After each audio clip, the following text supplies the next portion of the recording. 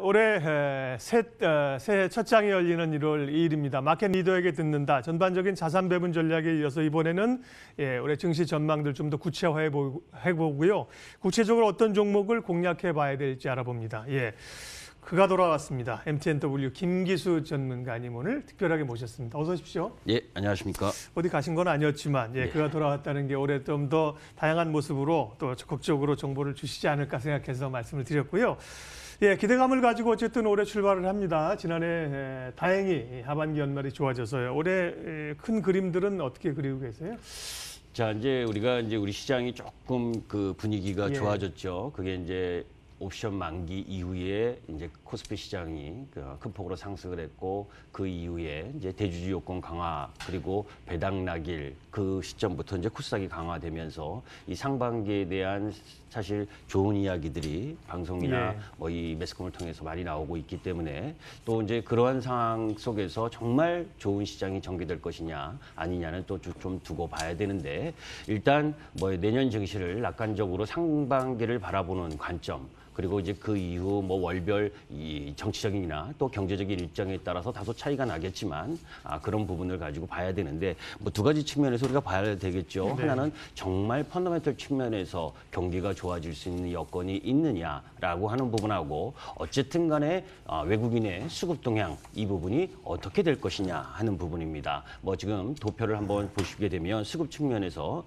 일단 미중 1차 무역 합의로 인해서 글로벌 GDP 성장률이 상향 조정 예상되고 있다라고 하는, 우리가 이제 막대 그래프를 통해서도 볼 수가 있고, 또 이제 두 번째는 내년 이 OECD 경기 선행 지수죠. 이 또한 상승 반전하고 있는 모습, 뭐 이런 부분들을 본다면 뭐 이 펀더멘털 측면에서도 더 중요하고, 또 이제 그런 상황 속에서 우리 시장, 우리나라, 사실 올해 우리 시장이 영업이익이 한 30% 정도 줄으면서 계속해서 미국 시장 올라가는 거 쳐다만 보는 한 해였지 않습니까? 이제 그런 상황을 보게 되면 우리 시장의 경기 선행 지수, 또 우리 시장의 수출 회복, 뭐 이 부분이 중요한데, 이 부분도 뭐 도표를 보시면 알 수 있겠지만 조금씩 나아지고 있는 모습이 나타났다라고 보시면 됩니다. 또 이제 이 부분이 펀더멘털 측면이라면 수급적인 측면, 뭐 하여튼 우리 시장은 뭐 외국인이 매수세가 들어와야 강하게 상승할 수 있는 그런 흐름을 보여주는데, 사실 외국인이 올해 한 해는 MSCI 리밸런싱 때문에 5월, 8월, 11월 이 3개월 동안 매도가 지속되면서 겉으로는 상당히 많이 매도한 것 같지만, 사실 이 리밸런싱을 제외하면 약 9조 이상 순매수했다는 측면, 이런 측면으로 바라보게 되면 올해 이제 이 다가온 2020년은 외국인이 원화 강세를 기반으로 한, 달러 약세 원화 강세를 기반으로 한 매수세가 더 유입될 수 있다, 이렇게 말씀드립니다. 전체적으로 이제 이 부분을 묶어서 보게 되면 결국 미국 시장이 유동성을 계속 공급을 한 부분이었죠. 전년도 2019년에 3번의 금리 인하를 통해서, 그리고 또 채권 매입을 통해서 양적 완화라고는 이야기를 하지 않았지만 궁극적으로 양적 완화 효과를 보여주고 있다는 부분, 이런 부분들로 보게 되면 우리 시장 올해 2020년은 좀 우여곡절이 있을 수 있으나, 지난 뭐 한 9여 년 동안의 박스피를 탈출하고 본격적으로 상승할 수 있는 그 기초 흐름은 가지고 있다, 이렇게 판단합니다. 네. 연초에도 보면 뉴스를 보면 또 이라크에 있는 미국 대사관에 보면 이제 이 화염병을 던지고 또 미군이 이 군인을 증파하고 이런 일도 있었는데요. 다만 선거뿐만 아니라 이런 지정학적인 리스크, 정치 리스크 이런 것들 항상 신경 쓰이는 부분인데요. 그런 부분들은 올 한해 어떻게 증시에 영향을 줄까요? 자, 이제 글로벌 시장은 한 가족이죠. 한 가족이기 때문에 뭐 해외 이란에서 벌어지는 지정학적 리스크도 우리에게 영향을 줄 수가 있고, 또 홍콩 영향도 우리가 영향을 받을 수가 있는데, 사실 뭐 단발적인 흐름의 정치적 변수라고 한다면 그것이 펀더멘털을 훼손하지 않고 결국은 뭐 경기 흐름대로 갈 가능성이 높다라는 거에는 이의가 없죠. 다만 그런 가운데 이제 우리가 미 대선 이라고 하는 부분, 11월 3일 날 미국 대선이 있는데 그 전부터 유세를 하는 과정에서 뭐 민주당과 공화당의 어느 쪽이 판세가 더 세냐 하는 부분에 따라서 이 섹터 간의 변경, 섹터 간의 공화당이 추구하는 부분, 그리고 또 민주당이 추구하는 부분이 틀릴 수가 있기 때문에 이 부분도 이제 연말 하반기에 가서는 조심해야 될 부분이고, 또 가장 중요한 게 우리 시장 전쟁과 같은 이런 네. 이 대북 정치적인 리스크도 있고, 요인이죠. 예. 예. 사실 이제 그 북한 뭐 이번에 그 연말 동안 2019년 연말 동안 미국 회담이 다소 정체되는 흐름들 속에서 김정은 생일이 1월 8일이고 또 김정일의 생일이 2월 16일입니다. 이제 그런 상황에서 나올 수 있는 돌발 변수에 대한 부담, 또 그것에 대응하는 아직까지는 트럼프가 온화적인 발언을 계속하면서 약속을 지킬 거다라고 이야기를 하고 있지만 또 한쪽으로는 군사적 옵션 가능성도 제기하고 있는 상황. 뭐 이런 부분에 대한 부담 부분은 우리에게 늘 있어 왔었던 지정학적 리스크입니다. 이제 이런 부분들이 얼마만큼 강화되는지 안 하는지 확인할 필요가 있고 또 하나 부분은 이제 이란이죠. 이란은 이제 달러 가치가 약해지면 유가가 올라갈 수 있는데 국제 유가가 높아지게 되면 지금 미국 때문에 막혀 있는 이란이 어떤 돌발 행동을 할 가능성이 높다. 뭐 그 돌발 행동이라는 건 결국 사우디아라비아를 침공하거나 뭐 이런 국제적인 가능성도 놓여질 수 있기 때문에 이건 먼 미래이지만 우리가 한번 그것도 염두에 둘 필요가 있고 또 그런 가운데 사실 중국과의 관계가 작년 연말 미중 이 1차 협상이 합의가 됐고 또 1월 15일 날 서명도 한다고 합니다. 네. 이제 사실 그 배경에 미국도 그렇고 중국도 그렇고 안의 경제적 상황 이런 부분들 속에서 또 트럼프가 2020년 재집권을 하기 위한 일정 정도의 또 이 후퇴 이런 부분들이 합의돼서 나왔었던 부분이다라고 본다면 뭐 이 1단계 합의가 끝은 아니고 2단계, 3단계 합의에 있어서 일정 정도 노이즈가 발생할 수 있다는 부분도 볼 수가 있고 또 하나 또 홍콩 사태 뭐 연초 부분에 있어서도 홍콩 사태가 또 홍콩 시위가 격화되는 모습들을 볼 수가 있었습니다. 이제 이런 부분들도 홍콩과 대만 또 대만도 이번 선거가 1월 달에 놓여져 있는데 이런 부분들 속에서 미국과 중국의 정치적 관계 이런 부분도 뭐 시장에서는 쉬어갈 만한 타이밍에서는 노이즈로 반영될 가능성도 있다는 것을 염두에 두고 시장 접근할 필요가 있다. 이렇게 보고 있습니다. 네. 자, 전반적인 올해 시장 전망하고요. 대외 변수들을 미리 좀 살펴봤고 이제 구체적으로 오늘 우리가 하고자 하는 얘기, 증시 얘기 구체적으로 하도록 하겠습니다. 무엇보다도 이제 실적이 지난해보다는 좋아질 것이라는 기대감들이 있잖아요. 그리고 이제 실적 발표들이 있게 될 텐데요. 4분기 실적을 먼저 발표하게 될 거고 그리고 이제 1분기로 갈 텐데요. 실적이 좀 좋아질 걸로 보이는 섹터들은 어느 쪽입니까? 뭐 실적이 좋아지는 거는 좋아질 가능성이 가장 높은 쪽은 사실은 반도체죠. 반도체겠죠. 예. 우리 시장은 그 반도체를 제외하고는 뭐 이야기를 하기가 그렇죠. 어려울 예. 만큼 반도체에 의한 상승, 반도체에 의한 하락을 중요시되는 부분입니다. 사실 올 한 해 정말 조금 전에도 이야기를 했지만 우리 시장은 뭐 2019년 연초에 이 194조 원의 영업이익을 예상을 했었는데 아직 4분기 실적이 발표가 되지 않았지만 123조 정도로 뭐 한 70조 잃어버린 70조입니다. 이제 이 연초보다 그런 부분들이 작용을 했고 그런 흐름들 특히 영업이익률이 30%가 감소를 했기 때문에 시장이 안 좋을 수밖에 없었고 또 이제 그런 흐름들이 지배되다 보니까 뭐 공매도나 이런 부분들이 기세를 누리면서 사실 뭐 거래소는 그나마 그래도 반도체를 필두로 해서 상승 폭이 컸다 반면에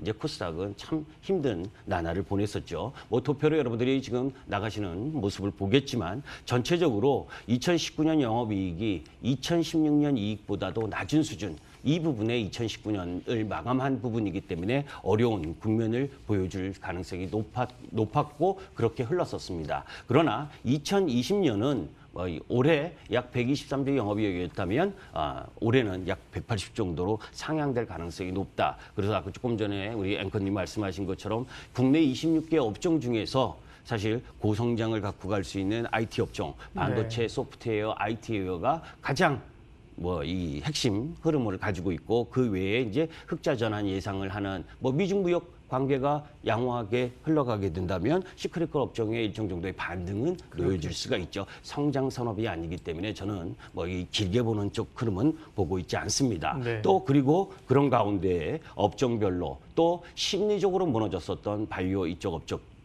업종 이 부분도 나름대로 힘을 받고 갈 수 있는 부분이고 이러한 모든 부분들 중에서 가장 눈여겨봐야 될 부분들은 확실하게 글로벌 시장 에서 1위의 마켓 점유율을 갖고 갈 수 있는 그런 섹터 내에서의 가장 우수한 종목을 선택해서 선택과 집중, 종목 슬림화하는 것이 필요한 타임이다 이렇게 말씀드립니다. 네, 그림은 딱 나오네요. 보여주신 표를 보게 되면 뭐 반도체나 이제 IT, 이 하드웨어 쪽이 소프트웨어, IT 쪽이 중심에 서 있고 그 다음에 이제 경기가 좀 좋아진다면 경기 관련주들이 일부 좀 돌아서거나 이렇게 될 거고요. 여긴 좀 빠진 게 콘텐츠라든지요, 혹은 이제 플랫폼, 또 중국 소비주 이런 쪽들도 이제 관심이 가는 영역들로 포함이 되겠습니다. 그러면 반도체 얘기를 빼놓을 수가 없는 상황인데요. 반도체 쪽에서는 얼마만큼 실제로 좋아지면서 실적 개선에 기여를 할 수 있을까요? 네. 자, 이제 여기 요 대목이 사실 가장 중요한데 이게 반도체가 우리 시장에서 차지하고 있는 비중이 한 32% 정도 그렇죠. 됩니다. 예. 그러니까 그만큼 크기 때문에 글로벌 반도체 수요가 개선돼서 이 업종의 영업이익이 증가한다면 우리 시장은 당연히 상승을 할 수밖에 없는 네. 부분인데 여튼 반도체 증가 이 실적 및 증가율 추이를 도표로 보시면 사실 뭐 올해 전년 대비 뭐 47% 정도의 성장을 보여줄 수 있다고 나오고 있는데 삼성전자가 사실 그 삼성전자를 비롯해서 이 반도체의 그 턴어라운드, 업황 턴어라운드가 시작된 부분은 올해 6월 도시바의 이제 정전 사고 때문에 그 속에서 이제 재고 소진이 빨라지고 하면서 이 낸드부터 출발을 했고 그 속에서 이제 디램도 반등을 하는 그런 형태를 보여주고 있기 때문에 올 한 해 올해와 내년 올해보다는 이제 내년이 더 또 반도체 업황에 호조라고 기대를 모으고 있는데 이제 이러한 부분들은 아까 이야기한 것처럼 1단계 무역 합의 이후에 또다시 이제 2단계, 3단계로 넘어갈 때 미중 관계가 양호하게 진행되는 그것을 기반으로 하고 있는 거죠. 이제 그런 부분을 염두에 두고 뭐 반도체다 해서 이 앞만 좋아도 가격이 올라가게 되면 그 그렇죠. 기대를 선반영한 부분이 있기 때문에 적절하게 그 마디를 네, 기다렸다가 고려하면서 예. 이제 접근할 필요가 있다 이렇게 말씀을 드립니다. 그 부분이 이제 핵심인데요. 반도체가 좋아지고 있고 올해 좋아질 거라는 기대감에는 모두가 공조를 하는데 말씀하신 것처럼 사실은 삼성전자, 하이닉스 반도체 투탑뿐만 아니라 장비주, 비메모리 관련주 사실은 꽤 많이 올랐거든요. 예. 그 부분을 투자자들 입장에서는 그럼 어떻게 조정을 줄 때까지 기다릴 것이냐, 조정은 오겠느냐, 혹은 이제 전략적인 그 부분이 중요하잖아요. 예. 자, 이제 우리가 이제 반도체 상당히 많이 올라왔습니다. 지난 연말 부분에 삼성전자, 하이닉스를 비롯해서 뭐 테스나, PSK, 뭐 그 여타 뭐 이 반도체 부품 소재 그리고 뭐 이 OLED 쪽도 많이 올라왔습니다. 자, 우리가 주가를 결정하는 요소는 단순히 실적, 펀더멘탈만 가지고 움직이는 건 아니죠. 실적이 좋아도 대외 경제 여건이나 국내 경제 여건이 안 좋고 정치적 변수나 또 수급적 요인에 의해서 가격이 더 약할 때가 있고 그런 환경이 별로 또 바뀌게 되면 기대감이라는 부분을 가지고 우상향하는 그래서 상승의 폭이 더 커질 가능성도 높죠. 자, 이제 그렇기 때문에 가끔은 우리가 지금의 실적과 과거의 실적 그리고 앞으로의 실적들을 좀 비교하면서 바라볼 필요가 있습니다. 삼성전자가 이번에 이제 2019년 이 4, 4분기 매출이 한 61조 2천억 정도, 영업이익이 6조 4천억 정도를 전망하고 있는데 이제 그런 가운데 사실 2017년 12월에 이 사상 최고가 57,520원을 사상 최고가를 찍었는데 작년에 12월 19일 날 57,300원, 뭐 거의 한 200원 정도 모자른 고점을 찍었습니다. 그러면 실적이 그러면 2017년, 18년 그때만큼의 실적이냐? 그걸 한번 점검을 해볼 필요가 있죠. 어떻게 생각하십니까? 글쎄요, 아직은 그만큼은 아닌 거 아닌가요? 그죠. 근데 사실 올해를 봐도 그 정도까지 실적이 나오지 않습니다. 특히 하이닉스는 더합니다. 그러니까 그 하이닉스를 예를 들면 고점을 찍었던 부분이 2018년 5월 2일이었는데 2018년 때 매출액이 40조고 영업이익이 20조였어요. 그런데 올해는 26조 9천억 정도의 매출과 또 2조 9천억의 영업이익 정도 이 부분을 염두에 두고 있는데 뭐 이 주가 흐름은 사상 최고가가 97,700원인데 종가가 2019년 종가가 94,100원입니다. 그러니까 이 부분을 제가 네. 왜 이야기를 하냐면 이 정도로 좀 선반영이 됐다. 일정 정도 됐다는 거죠. 예. 선반영이 됐기 때문에 못 올라간다. 이게 아니라 반도체 시장이 더 확실하게 올라갈 수 있는 업황의 턴어라운드가 기대된다면 네. 선반영하면서 또 올라가는 거거든요. 기대감, 꿈 때문에. 자, 그런데 중간중간 이런 가격 흐름들 속에서 노이즈가 발생하면 언제든지 조정도 나올 수 있다는 걸 염두에 두고 실적과 또 주가 이 기술적인 흐름도 함께 병행하고 그런 가운데 외국인 수급을 체크하면서 접근할 필요가 있다. 이렇게 보고 있습니다. 네. 김기수 전문가님 만나 뵙고 있습니다. 2020년 올해 새해 증시 그림과 함께 유망주 살펴봅니다. 그러면 삼성전자, 하이닉스 반도체 부품 장비주는 어쩌란 말이냐? 그 얘기는 마지막에 이제 관심주 얘기하실 때 종목 얘기와 함께 집중적으로 나올 거니까요. 조금 뒤로 밀어놓고요. 다음에 사실은 이제 반도체에 이어서 앞서 말씀하신 게 경기가 좀 좋아지면 이제 뭐 경기 관련주 이런 수순으로 가는데 시장의 관심은 반도체 다음에 시장에 특별히 개인 투자자들의 관심은 바이오란 말이에요. 그렇죠. 그래서 바이오가 정말 큰 변동성이 있었지만 또다시 여파가 지나고 좀 스멀스멀 관심들이 특별히 1월에는 또 뭐 여러 컨퍼런스 이런 것들로 올라오지 않습니까? 바이오에 대한 시각은 어떠세요? 자, 이제 그 바이오는 사실 2019년도에는 참 고난의 연속이었죠. 뭐 여러분들께서 알고 계시다시피 뭐 도표도 한번 보여주시면 네. 좋겠는데 사실 뭐 90% 100% 통과를 할 가능성이 높았던 임상 상장에 놓여져 있던 기업들이 다 추락을 하면서 사실 뭐 HLB, 신라젠, 헬릭스미스 뭐 그리고 또 그 앞서서 코오롱 TC진 네. 그리고 또 분식회계에 의한 삼성 바이오로직스 네. 뭐 여러 가지 종목들의 문제점이 생기면서 사실 어려운 과정들을 보였습니다. 그런 가운데에서도 이 긍정적인 또 이벤트를 발생시킨 종목들도 있죠. 기술 수출을 통해서 뭐 알테오젠이라든지 유한양행 뭐 이쪽 라인 부분에 있어서는 나름 긍정적인 모습을 보여줬습니다. 자, 이제 그만큼 이쪽 업종 부분에 있어서는 사실 실적으로 이야기하면 답을 낼 수 있는 종목 부분은 몇 개 없죠. 예. 그럼에도 불구하고 작년에도 제가 여러분들께 말씀을 드렸었고 또 올해도 여러분들께 계속해서 강조드리는 부분 중에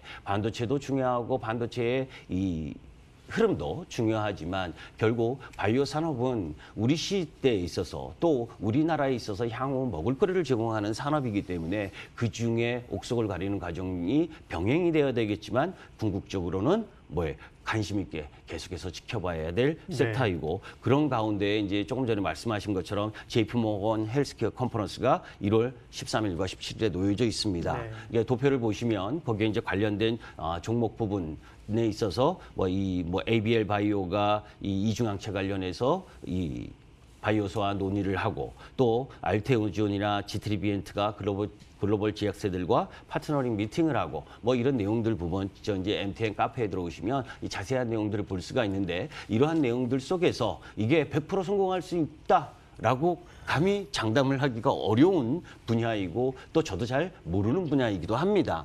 그런 가운데에서 단순히 이제 차트만 좋다고 접근하기도 어렵고 또 그렇다고 해서 접근을 안 하게 되면 우리가 꿈을 먹는 신산업 부분에 있어서 소외당할 수 있는 부분. 그렇기 때문에 이쪽 부분에 있어서는 코스닥 시장에 얼마만큼 수급적 요인과 강세 요인 그리고 센티멘털이 반영이 되느냐 하는 부분들을 내과 함께 영향을 줄 수가 있는데 이 상반기에는 이 JP모건 컨퍼런스뿐만이 아니라 또 미국 아마케 초록회 발표가 2월 20일에 놓여져 있고 또 미국 임상정황학회 이런 부분이 스케줄상으로 나와 있는 부분이기 때문에 그나마 지금 현저하게 빠졌었던 부분 중에서 일정 정도 상승할 수 있는 충분한 기반은 있다 이렇게 보고 있습니다.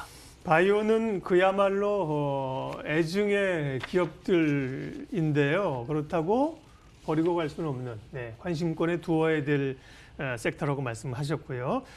그러면 이제 몇 가지 변수를 짚어봤으니까 구체적으로 시장 대응 전략과 또 관심 있게 볼 섹터를 보겠습니다. 앞서 이제 전략을 잠깐 얘기하시면서 압축 내지는 제가 얘기는 뭐 집중 이런 쪽의 단어가 좀 들렸는데요. 시장 대응 전략은요.